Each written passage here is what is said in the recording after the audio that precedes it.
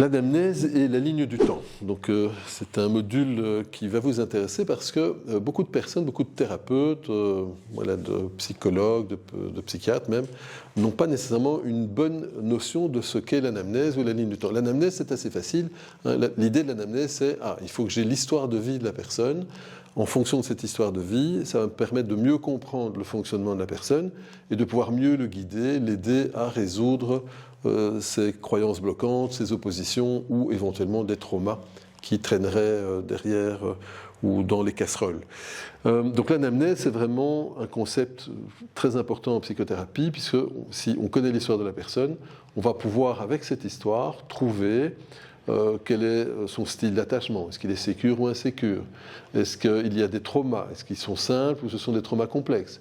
Est-ce qu'il y a eu des événements de vie compliqués? Est-ce que ça peut générer la mauvaise installation de certaines croyances positives ou croyances négatives, qui vont tenir ou pas tenir en fonction de cette histoire de vie?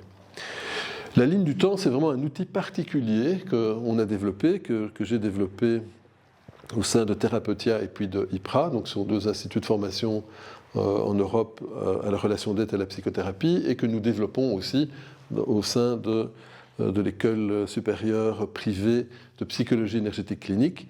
Pourquoi? Parce que c'est une façon d'établir une grille de lecture qui va nous permettre de repérer plusieurs autres grilles de lecture dont nous avons besoin pour pouvoir travailler le plus efficacement possible. Une des grilles de lecture, c'est la carte des traumas. Une autre grille de lecture, c'est la carte des symptômes. Et on va pouvoir vérifier si ça colle, est-ce que c'est logique.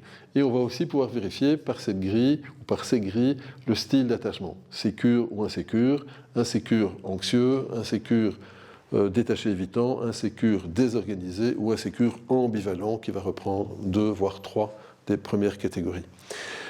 Lorsque j'ai établi cette ligne, ça va me permettre d'établir le plan de traitement idéal, et du plan de traitement idéal, pouvoir déterminer le plan de session idéal, c'est-à-dire à partir de quel événement je dois partir pour être le plus efficace pour répondre à la demande du patient. Donc, anamnèse et ligne du temps, ça s'inscrit où dans le travail thérapeutique? Le travail thérapeutique, on démarre par la demande du patient. Le patient vient chez vous, il va vous émettre une demande. Je veux résoudre ma phobie de l'avion, par exemple. D'accord? La ligne du temps et l'anamnèse que nous allons prendre, toutes les informations, vont nous permettre aussi, pendant ce même temps-là, d'expliquer quelques bases de la thérapie, c'est-à-dire quelques bases du fonctionnement du cerveau humain sur les émotions. Comment ça fonctionne? Qu'appelle-t-on un trauma? Pourquoi développe-t-on un trauma?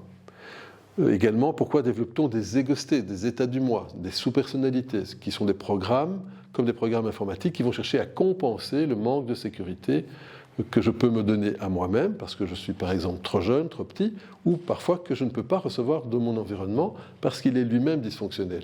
Des parents qui se disputent tout le temps, des bagarres, des batailles, des divorces, des décès, des accidents, des agressions, des abus, bref, tout ce qui pourrait générer une absence de sécurité émotionnelle et affective, c'est ce qu'on appelle l'attachement.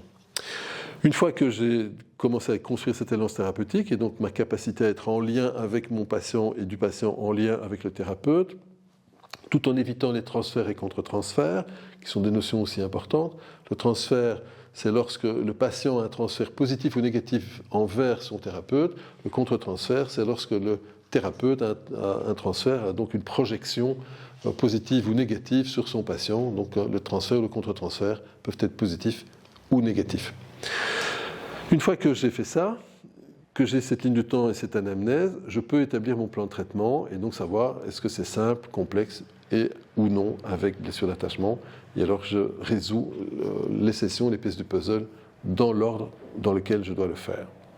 Ça, c'est pour la présentation de la ligne du temps et pourquoi elle est importante dans le processus de résolution, parce que ça va nous permettre d'avancer, de gagner beaucoup de temps pour comprendre le système du patient, savoir quel type de sous-personnalités sont aux commandes dans son système, est-ce qu'il y a des traumas simples, complexes avec blessure d'attachement, et donc comment je peux le travailler. Voilà pour l'intro.